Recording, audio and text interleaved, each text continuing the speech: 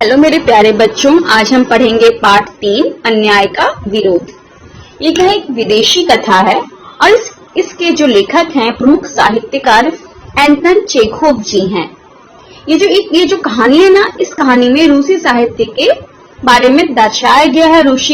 जो रूस के लोग होते हैं उनकी जो सभ्यता है, उनका जो चलन है वो कैसा है, वहाँ की मानव संवेदनाएं कैसी हैं, उसको इस कहानी के माध्यम से लेखक ने दर्शाया है। ठीक है बेटा।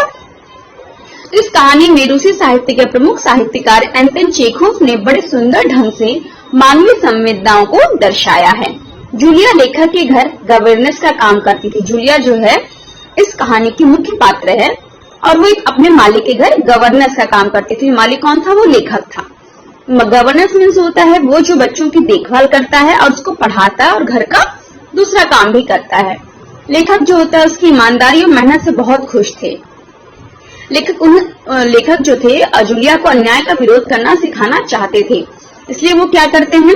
वो करते हैं कि जब जूलिया को वेतन देने लगते हैं तो वो ऐसी बातों के भी पैसे काट लेते हैं जो जूलिया ने की ही नहीं थी।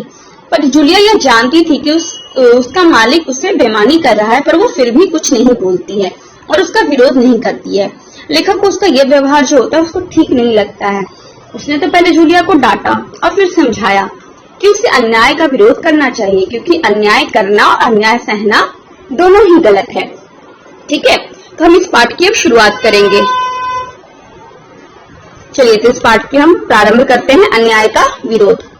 जूलिया मेरे बच्चों की गवर्नेस थी। कुछ दिन पहले मैंने जूलिया को अपने पढ़ने के कमरे में बुलाया और कहा, बैठो जूलिया, मेरे विचार से तुम्हें पैसों की जरूरत होगी। जितना मैं तुम्हें अब तक जान सका हूँ, तुम अपने आप कभी अपने पैसे नहीं मांगोगी। मैं तुम्हारी तनख्वाह का हिसाब करना चाहता हूँ। किसने बोला? लेखक ने बोला जूलिया से। तुम्हें याद होगा तुम्हारी तनख्वाह 30 रूबल महीना तय हुई थी ना? उसे क्वेश्चन करता है कौन? लेखक। जूलिया ने दबे स्वर में कहा, जी नहीं, 40 रूबल। मैंने डायरी में लिख रखा है 30 ही तय हुई थी। मैं बच्चों की गवर्नेंस को हमेशा 30 रूबल महीना ही देता आया हूँ। अच्छा, तो तुम्हें हमारे यहाँ काम करते हुए 2 महीने हुए हैं? जी नहीं, 2 महीने 5 दिन। अरे नहीं, ठीक 2 महीने हुए हैं। मैंने डायरी में सब लिखा रखा है। मैं तो 2 ही महीने मानूंगा। तो 2 महीने के हिसाब से होते हैं 60 रूबल। लेकिन तुमने इतवार की छुट्टी मनाई है। फिर उस दिन तुमने काम नहीं किया। कोल्या को से घुमाने ले गई हो।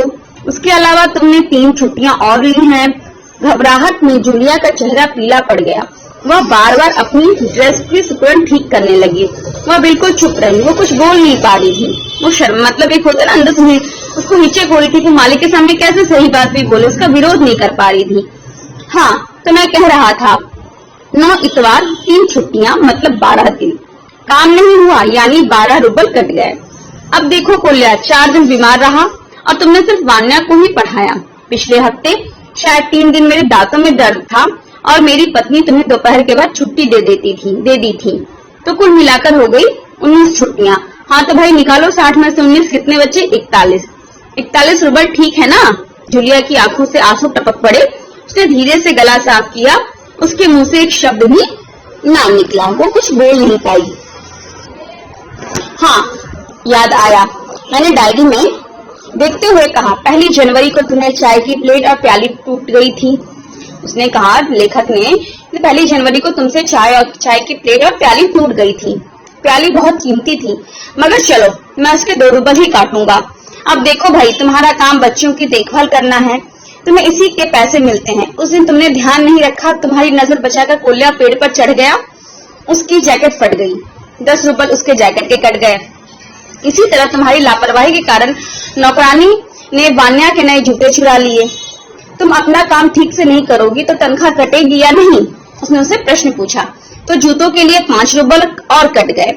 और हाँ, याद आया 10 जनवरी को मैंने तुम्हें 10 रूबल दिए थे, पर मुझे कुछ याद नहीं, जूलिया ने धीरे से कहा। मालिक ने कहा कि मैंने तुम्हें 10 जनवरी को 10 रूबल दिए थे, पर उसको याद नहीं है। किसने कहा ये? उसने कहा, मालिक ने कहा जूलिया से। पर जूलिया ने बिल्कुल दबे स्वर में कहा कि मुझे याद नहीं है। अरे मैं क्या झूठ बोल रहा हूँ? Question mark. ठीक है, मैं डायरी में हर चीज लिख कर रखता हूँ। तुम्हें विश्वास ना हो तो दिखाऊं डायरी? जी नहीं, आप कह रहे हैं तो आपने दिए ही होंगे। मैंने कठोर स्वर में कहा। तो ठीक है, घटाओ 27 41 में से बचे 14। उसकी आंखों में से आंसू तैर गए। कांपती हुई आवाज में वह बोली, मुझे अभी तक एक ही बार कुछ पैसे मिले थे और वो भी आपकी पत्नी ने दिए थे, सिर्फ 3 रुपए, ज्यादा नहीं। अच्छा, मैंने स्वर में आश्चर्य भरकर कहा।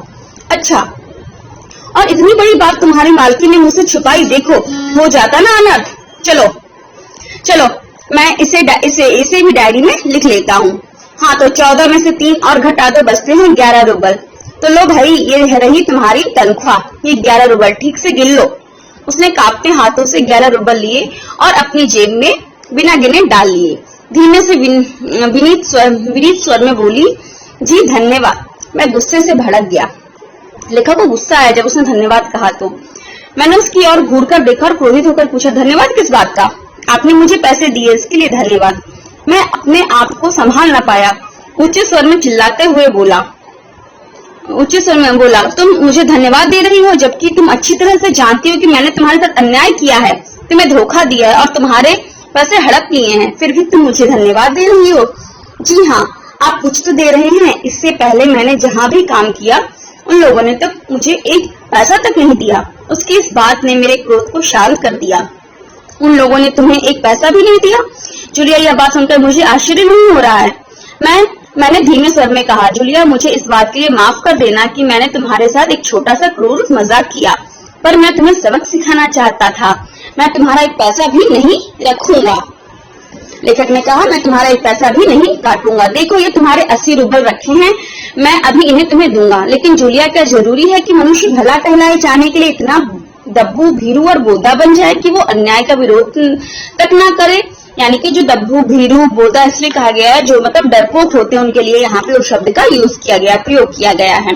खामोश रहे और सारी ज्यादतियां सहता जाए। क्या अच्छा कहलाने के लिए वो डरपोक बना रहे और सारी जो उसके साथ ज्यादतियां हो रही हैं, जो उसके ऊपर जानबूझ के जो जुर्म किए जा रहे हैं वो सहता रहे, वो उसको सताए और हमेशा उससे पीड़ित होता रहे? ये नहीं सही है।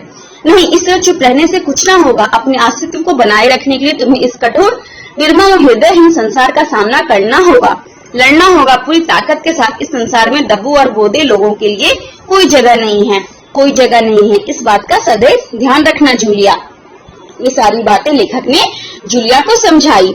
इस कविता का जो मूल्य है बेटा, वो है अन्याय का विरोध, शालीनता। ठीक है, इसका लेखक का जो परिचय है, इसमें लेखक जो है एक रूसी साहित्यकार है, एंटन चेखोव। उनका जन्म 29 जनवरी 1860 को तागानरोग रूस में हुआ था।